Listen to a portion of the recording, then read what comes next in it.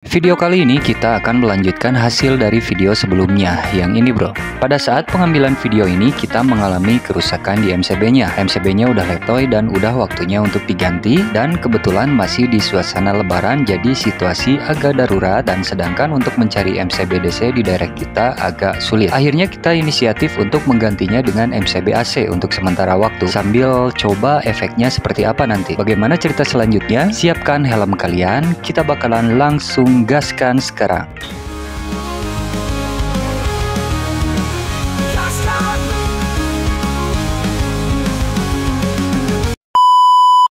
Bisa dibilang untuk penurunan fungsi dari MCB ini kita alami ketika sepeda motor listrik ini berusia 1 tahun lebih beberapa bulan. Dengan waktu operasinya hampir setiap hari di hari sekolah atau hari kerja. Terkadang weekend digunakan dengan rute lumayan jauh dan menanjak juga dengan variasi beban yang ditopangnya. Hal tersebut kita utarakan dengan maksud disclaimer dan supaya guys-guysku sekalian dapat sedikit terbayang untuk situasi dan kondisi dari kendaraannya. Jadi tidak semua sepeda motor listrik bisa mengalami penurunan fungsi komponen dengan waktu yang sama ya. Itu tergantung dari bagaimana kita sebagai pemilik kendaraan memanfaatkan fungsinya dalam keseharian kita. Singkat cerita, MCB-nya letoy bro. Udah minta diganti, tapi sayangnya di waktu yang kurang tepat. Yang akhirnya untuk kondisi darurat tersebut kita menggunakan MCB AC dengan spek yang menyerupai spek DC bawaannya. Walaupun jelas berbeda ya antara AC dengan DC. Nah, bagaimana kondisi sepeda motor setelah diganti dengan jenis AC? Sepeda motor bisa tetap on dan bisa beroperasi. Akan tetapi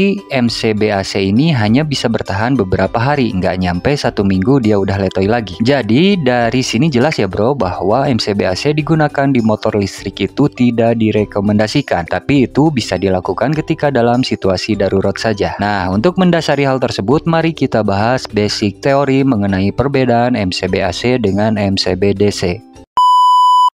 Kita mulai dari perbedaan AC dan DC dulu. AC dan DC ini secara sederhana bisa diartikan yaitu bentuk atau jenis dari arus listrik pada sebuah rangkaian kelistrikan, di mana AC merupakan singkatan dari alternating current yang artinya arah aliran listriknya bolak-balik, berubah arah secara periodik yang umumnya berubah 50 atau 60 kali per detik, yang dikenal dengan istilah frekuensi yang dapat diukur dalam satuan Hertz. Dan DC merupakan singkatan dari direct current yang artinya arah alirannya searah dan bersifat tetap dari kutub positif ke kutub negatif. Untuk aplikasi arus AC biasanya dihasilkan oleh pembangkit listrik atau generator listrik yang digunakan untuk menyalurkan daya listrik jarak jauh, seperti listrik di rumah kalian dan sebagian besar peralatan rumah tangga di tempat kalian. Untuk aplikasi arus DC biasanya dihasilkan oleh baterai atau aki, panel surya dan generator DC yang digunakan untuk kendaraan, laptop, dan lain-lain. Untuk penjelasan lebih lanjut nanti kita bakalan bahas khusus di video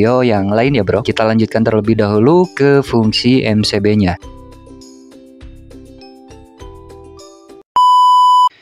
MCB adalah komponen kelistrikan atau bisa disebut saklar kelistrikan yang dioperasikan secara otomatis, yang dirancang untuk melindungi perangkat listrik dan malfungsi listrik. Fungsinya adalah untuk memutus aliran listrik saat mendeteksi ketidakseimbangan atau masalah yang terjadi pada sistem kelistrikan yang bisa diakibatkan dari overload atau short circuit. Seperti yang sudah kita jelaskan, MCB ada 2 jenis bro, yaitu MCB AC dan MCB DC. Nah, yang digunakan di rumah kalian adalah jenis yang AC, dan yang digunakan untuk sepeda motor listrik adalah yang jenis DC. Lantas, apa yang terjadi jika MCB AC digunakan di sistem kelistrikan DC seperti apa yang kita uji cobakan itu? Kita tekankan lagi ya untuk guys-guysku sekalian, hal tersebut jangan pernah dilakukan kecuali memang dalam kondisi yang sangat darurat, hanya untuk beberapa waktu saja. Paham ya guys? Jadi jangan ditiru. Ini hanya untuk membuktikan kesesuaian teori tersebut saja. Jadi kesimpulannya seperti ini. Jangan pernah menggunakan MCB AC pada sistem rangkaian DC atau sebaliknya. Penggunaan MCB AC di pengaturan DC itu sangat tidak efisien dan berbahaya untuk sistemnya bro, karena mekanismenya jelas berbeda dan dapat memicu kerusakan pada sistem. Penyalahgunaan tersebut dapat menyebabkan keausan lebih cepat. Sesuai apa yang sudah kita buktikan, MCB AC-nya hanya bertahan beberapa hari saja. Ya, sudah jelas antara MCB dengan sistem berbeda mekanismenya.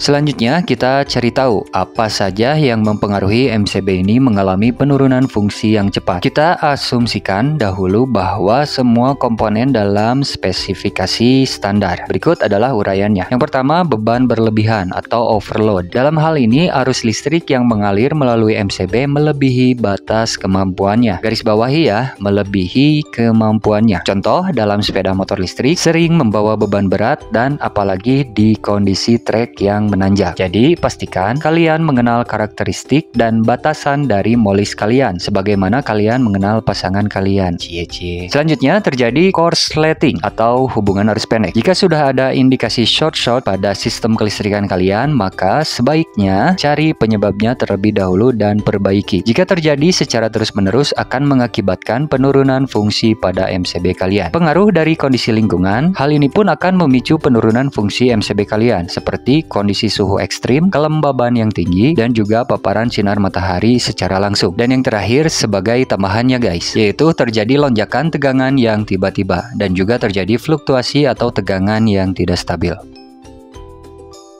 Nah, ini yang AC ya. Coba bang, yang hitam. Kemarin kan yang hitam, yang ini yang letoy. Nih, yang UHC ini. Terus kita ganti sama yang AC ini Bright G. Anggapan kita bahwa si speknya ini sama. Jadi kemarin kita coba diganti sama yang putih ini ya. Jadi diganti sama yang ini hanya bertahan beberapa hari aja bro. Nah akhirnya kita beli ini yang sesuai standarnya, bisa beroperasi kembali guys. Jadi gitu ceritanya ya.